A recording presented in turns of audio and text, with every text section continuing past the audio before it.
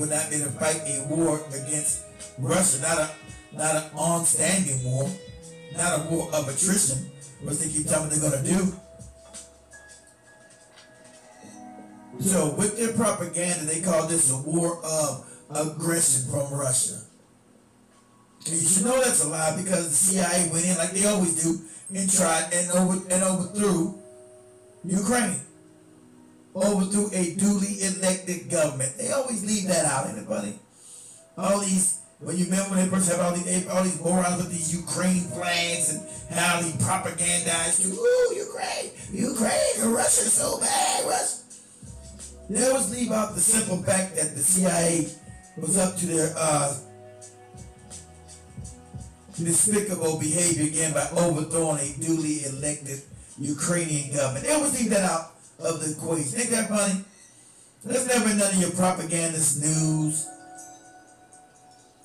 It's always that Russia was just aggressive as they slowly encroached on Russian territory, right?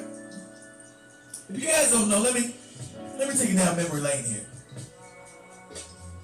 Let me take you guys down memory lane here. So after the fall of the Soviet Union, you know, Russia was in shambles. And so of course the oligarchs of America thought there was an easy steal, so they came in and started buying up all the Russian industries. You know they do that privatization nonsense that they want to do here, where the oligarchs going to buy a certain industry, they up the prices for more money. That's why we got all our business going out of businesses, right? All our business going out of business. Because they come in, they swoop in, and they rip a company apart, even if it's making money, so it'll be bare bones. They strip all the wealth out of it. Somehow this is a wealth-making model that works. And except this behavior is not psychopathic, right? So they went to Russia, they wanted to privatize everything. So that means everybody else would be paying these high prices. You know, the oligarchs, you get it? Same way they do in America. Prices are never based on supply and demand. That's what capitalism is supposed to be, supply and demand. But we don't live in a supply-demand economy, we never have. So that's why they want to privatize everything, so they can up the prices. And you barely surviving. So that's what they were doing in Russia. Until Vladimir Putin came in and said, hey, no. We can't allow this stealing of our industries. We can't survive.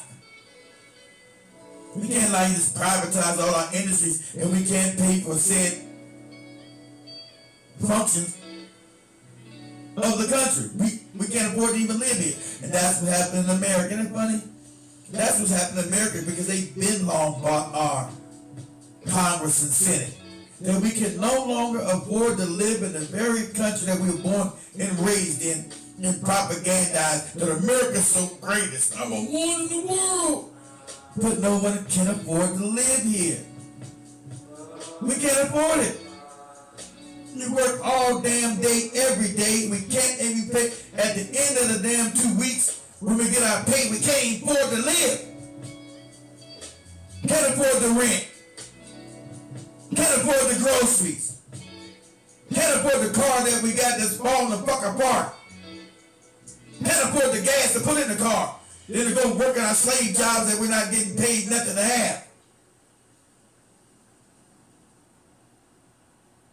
You know, this empty rhetoric is starting to fall false to our ears. And all this fake rhetoric about capitalism and all this other crazy shit you keep hearing over and over again. The propaganda isn't working anymore because our stomachs collectively have all started touching our backbones.